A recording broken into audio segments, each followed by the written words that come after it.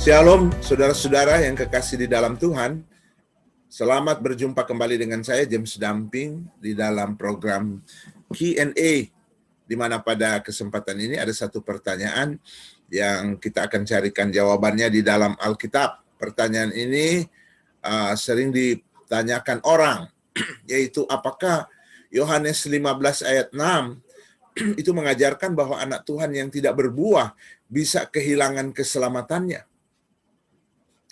Nah, sudah tentu kita harus mengetahui prinsip-prinsip menafsir dan tentu kita sebentar nanti akan baca ayat tersebut. Mari saudara, kita melihat salah satu prinsip menafsir adalah bahwa suatu teks harus dipahami berdasarkan konteks Alkitabnya, yaitu ayat sebelumnya, ayat sesudahnya. Kalau belum dapat jawaban pada konteks dekat itu, ya, atau konteks sangat dekat, yaitu ayat sebelumnya, sesudahnya, maka kita cari di pasal sebelumnya atau pasal sesudahnya. Ataukah kita mencari di seluruh kitab di mana teks itu muncul. Ini prinsip di dalam menafsir. Kita tidak boleh mencabut ayat dari konteksnya, atau dengan kata lain mencomot ayat tanpa memeriksa itu di dalam konteks. Karena itu sering dikatakan bahwa teks tanpa konteks itu adalah preteks, mengada-ada atau dalih. Teks tanpa konteks atau memahami suatu teks tanpa memeriksa konteks, maka kita akan menyampaikan suatu penafsiran yang mengada-ada. Ada banyak lagi prinsip yang lain, tetapi ini prinsip pertama aja yang saya kemukakan di sini, yaitu menafsir secara konteks Alkitab. Artinya teks harus dilihat dari ayat-ayat yang ada di seputaran teks tersebut. Nah, mari sekarang kita lihat ayat dalam Yohanes pasal 15 tersebut. Dalam ayat 1 dikatakan, akulah pokok anggur yang benar dan Bapakulah pengusahanya. Jadi kita lihat bahwa Tuhan Yesus menggunakan metafora, yaitu pokok anggur, kebun anggur. Nah, di Timur Tengah sana tentu ini merupakan sangat umum, ya. Orang-orang di sana menanam pokok anggur. Mereka tahu bagaimana supaya pokok anggur itu tentu menghasilkan buah yang lebat. Dan Yesus menggunakan metafora ini dalam kehidupan anak-anak Tuhan, hubungannya dengan Tuhan. Nah, di dalam ayat 2 di sana dikatakan bahwa setiap ranting padaku yang tidak berbuah itu dipotongnya, dan setiap ranting yang berbuah dibersihkannya supaya ia lebih banyak berbuah. Jadi kita lihat pokok anggur,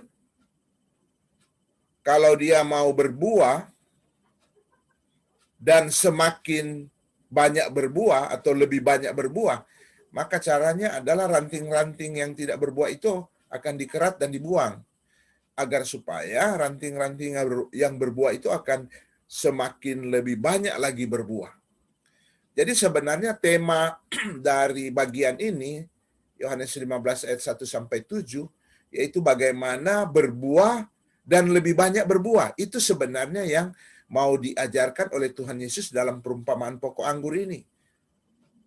Jadi Tuhan Yesus tidak mengajarkan hal-hal yang lain. Pada bagian ini dia mau mengajarkan tentang bagaimana anak Tuhan itu berbuah dan lebih banyak berbuah. Nah, mari kita lihat ayat selanjutnya. Kamu memang sudah bersih karena firman yang telah kukatakan kepadamu. Ayat 4, tinggallah di dalam aku, dan aku di dalam kamu. Sama seperti ranting tidak dapat berbuah dari dirinya sendiri kalau ia tidak tinggal pada pokok anggur, demikian juga kamu tidak berbuah jikalau kamu tidak tinggal dalam aku. Nah, di sini Tuhan Yesus mengajarkan kepada kita syarat untuk kita berbuah, ya. Kita harus tinggal di dalam Tuhan, sebagaimana ranting kalau dia melekat erat pada pokok anggur, maka pokok anggur ini akan mensuplai makanan ke dalam ranting tersebut, dan ranting itu akan menghasilkan buah. Kalau ada ranting yang tercabut ya dari pokok anggur, hubungannya menjadi renggang, maka kemungkinan ranting itu akan menjadi kering, layu, dan tidak akan menghasilkan buah. Sehingga itu di dalam kalimat yang saya beri warna kuning ini, kamu tidak berbuah jikalau kamu tidak tinggal dalam aku. Jadi sekali lagi saya mau ingatkan bahwa ketika kita membaca ayat-ayat ini, konteksnya, maka kita sudah mulai melihat sebenarnya aspek apa yang mau diajarkan oleh Tuhan Yesus di dalam perumpamaan ini. Sekarang ayat 5, akulah pokok anggur dan kamulah ranting-rantingnya. Barang siapa tinggal di dalam aku dan aku di dalam dia, ia berbuah banyak. Jadi kita menemukan istilah berbuah, lebih berbuah, baru berbuah banyak. Di sini berbuah banyak. Caranya apa? Melekat erat pada Tuhan. Sebagaimana carang melekat erat pada pokok anggur, dan kemudian ada dahan-dahan yang tidak berguna itu dibuang dahan-dahan yang tidak berguna karena sudah menjadi kering dahan atau carang yang tidak lagi menghasilkan buah dikerat dibuang, maka akibatnya adalah dahan yang menghasilkan buah akan semakin banyak buahnya, berbuah banyak. Dan penegasan Tuhan Yesus pada ayat 5 ini bagian akhir, sebab di luar aku kamu tidak dapat berbuat apa-apa. Yang dimaksudkan adalah saudara-saudara, bahwa untuk hidup sesuai dengan kehendak Tuhan, mau hidup di dalam pusat kehendak Tuhan, itu hanya oleh karena pertolongan Tuhan. Tanggung jawab kita adalah menjaga persekutuan dengan Tuhan. Kita harus pelihara itu melalui waktu kita dengan Tuhan dari hari ke hari, melalui pembacaan firman, merenungkannya, dan tentu dengan doa. Dan kemudian kita akan menghasilkan buah. Dan buah itu disebut buah roh pada kitab Galatia. Apa buah roh itu? Yaitu kasih, sukacita, damai sejahtera, kesabaran, kemurahan. Wah, ini saudara, buah-buah ini bertentangan dengan kedagingan kita sebagai manusia yang sudah berdosa. Karena itu tidak mungkin itu dapat kita hasilkan dengan kekuatan kita sendiri. Hanya berdasarkan kedagingan kita yang sudah berdosa. Itu yang dimaksud Yesus. Sebab di luar aku, kamu tidak dapat berbuat apa-apa. Jadi persekutuan kita dengan Tuhan dari hari ke hari, firman Tuhan bekerja di dalam jiwa kita, dalam hati dan pikiran kita. Itulah yang akan menyebabkan dari dalam diri kita muncul karakter seperti karakter Kristus, yaitu penuh dengan kasih, sukacita, damai sejahtera, kesabaran, kemurahan, penguasaan diri, dan seterusnya. Ada 9 aspek di dalam buah roh itu yang kita lihat misalnya dalam kitab Galatia. Nah, ini prinsip-prinsip yang Tuhan ajarkan. Nah, mari kita lihat ayat 6. Nah, ini yang seringkali ditanyakan orang, yang tadi kita juga sudah baca di dalam pertanyaan yang muncul. Ayat 6. Barang siapa tidak tinggal di dalam aku, ia dibuang keluar seperti ranting dan menjadi kering, kemudian dikumpulkan orang dan dicampakkan ke dalam api, lalu dibakar. Nah, kalimat terakhir ini yang menimbulkan pertanyaan orang, dan kemudian mereka langsung membuat kesimpulan bahwa kalau anak Tuhan tidak berbuah, maka dia akan dicampakkan ke dalam api neraka. Nah, ini tentu adalah kesimpulan yang mengada-ada. Teks tanpa konteks adalah preteks, dali atau mengada-ada. Hanya karena melihat ada kata api dibakar, maka langsung pikiran itu, oh, api neraka. Saudara, bukan ini yang menjadi inti dari pengajaran Yesus di sini dengan menggunakan metafora pokok anggur. Bukan itu intinya. Intinya adalah bagaimana pokok anggur, bagaimana suatu carang dari pokok anggur berbuah, lebih berbuah, dan semakin banyak berbuah. Atau bagaimana anak Tuhan, dia bisa menghasilkan buah lebih banyak berbuah, dan semakin berbuah, yaitu tinggal melekat dalam persekutuan di dalam Tuhan, sehingga dia berguna dalam kerajaan Tuhan.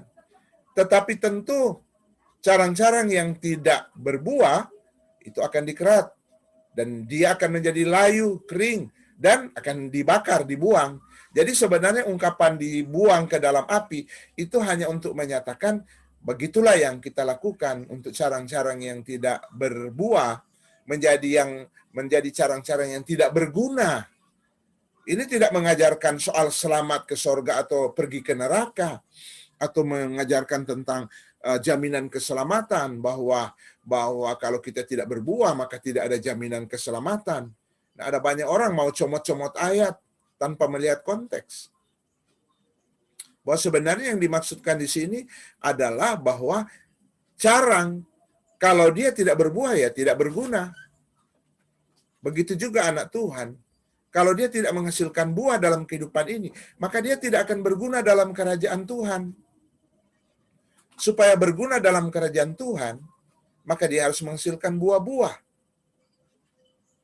Sehingga ungkapan di dalam ayat 6 terakhir ini, dicampakkan ke dalam api lalu dibakar, itu hanya untuk menegaskan tentang ketidakbergunaan dari anak Tuhan di dalam kerajaan Tuhan. Bukan berbicara dicampakkan ke lautan api. Kalau kita menafsir seperti itu, kita akan menabrak ayat-ayat yang secara gamblang membicarakan tentang kepastian dan jaminan keselamatan. Di dalam Alkitab ada banyak sekali ayat yang secara gamblang menyatakan tentang kepastian dan sekaligus jaminan. Misalnya dalam Injil yang sama, Injil Yohanes pasal 10, ayat 28. Di sana Yesus berkata, dan aku memberi hidup yang kekal kepada mereka. Mereka itu yaitu orang-orang percaya, anak-anak Tuhan. Dan mereka pasti tidak akan binasa. Sampai kapan? Sampai selama-lamanya. Dan seorang pun tidak dapat merebut mereka dari tanganku. Itu dalam Injil Yohanes pasal 10. Perkataan Tuhan Yesus sendiri. Dan tidak mungkin Yesus mengajarkan bertentangan satu dengan yang lain. Karena itu pada pasal 15, ungkapan dicampakkan ke dalam api lalu dibakar, jangan kita tafsirkan bertentangan dengan ayat gamblang seperti dalam Yohanes 10 ayat 28. Itu penafsiran di luar konteks itu. Jadi sekali lagi konteks Yohanes 15 hanya mau mengajarkan tentang bagaimana kita itu berguna dalam kerajaan Tuhan, yaitu menghasilkan buah dan lebih berbuah dan semakin banyak berbuah. Dan kalau kita tidak menghasilkan buah, maka kita tidak berguna dalam kerajaan Tuhan. Dan ketidakbergunaan kita dalam kerajaan Tuhan diumpamakan seperti dahan yang dikerat menjadi kering dan kemudian dibuang, dibakar. Itu biasanya kan yang kita lakukan. Apalagi kalau pokok anggur. Mau bikin apa dahan-dahan yang tidak berbuah itu? Paling kita kerat, kemudian dibakar. Bagian ini tidak sedang mengajarkan tentang jaminan keselamatan, atau tentang kepastian selamatan, atau tidak ada jaminan keselamatan bagi anak Tuhan. Kalau seandainya ini ditafsirkan hilang keselamatan, dibuang ke dalam lautan api, berarti anak Tuhan itu tidak punya kepastian. Karena bagaimana bisa bilang pasti kalau tidak ada jaminan? Kalau keselamatan bisa hilang, berarti tidak pasti namanya. Dan kalau tidak pasti keselamatan dalam Yesus, ya sama aja. Kalau di luar orang ketika ditanya tentang keselamatan, apa yang dia jawab? Mudah-mudahan. Dan kita juga harus seperti itu, mudah-mudahan. Insya Allah. Kenapa? Karena ternyata keselamatan bisa hilang. Padahal kita yang salah menafsirkan. Contoh ayat ini. Ya, contoh ayat ini. Ayat 7, jikalau kamu tinggal dalam aku dan firmanku tinggal dalam kamu, mintalah apa saja yang kamu kehendaki dan kamu akan menerimanya. Nah itu mungkin akan dibahas pada pokok yang lain, ya bagian ini. Tetapi kita fokus saja kepada pertanyaan di awal, yaitu ayat 6 ini.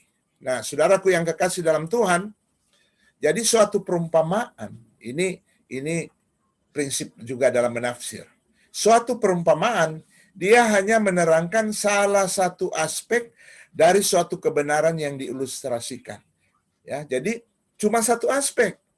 Jangan kita melihat begitu banyak aspek, satu aspek. Di dalam perumpamaan Tuhan Yesus ini dengan menggunakan pokok anggur, cuma satu aspek yang diajarkan di sana. Begitu.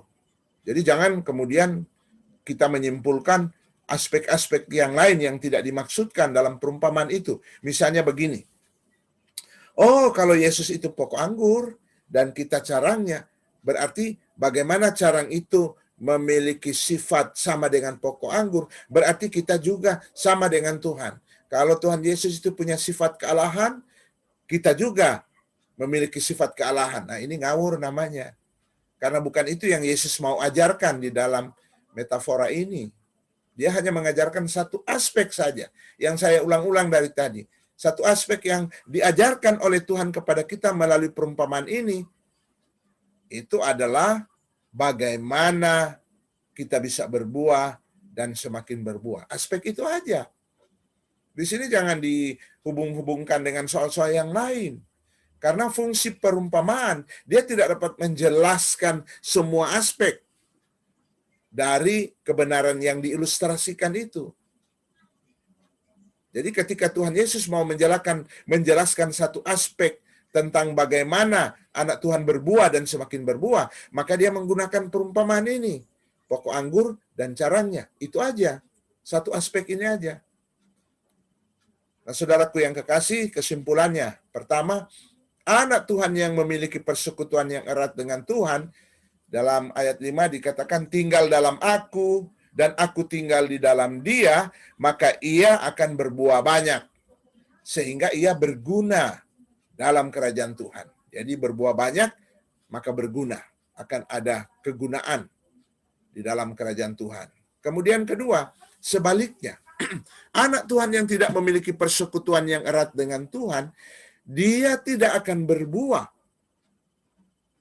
Sehingga ia tidak berguna dalam kerajaan Tuhan. Diumpamakan seperti carang yang menjadi kering dan tidak berbuah sehingga dibuang dan dibakar di ayat 6 tadi. Jadi sebenarnya ayat 6 ini hanya berbicara tentang ketidakbergunaan anak Tuhan dalam kerajaan Tuhan bila tidak menghasilkan buah. Kiranya dengan penjelasan ini boleh jelas bagi kita sekalian yang menonton video ini bahwa Injil Yohanes 15 ayat 6 bukan berbicara soal keselamatan ke sorga, tetapi sedang membicarakan tentang bagaimana anak Tuhan di bumi ini menjadi berguna dalam kerajaan Tuhan, yaitu dia berbuah dan semakin banyak berbuah. Demikian saudara yang kasih Tuhan, nama Tuhan Yesus dimuliakan. Haleluya. Amin.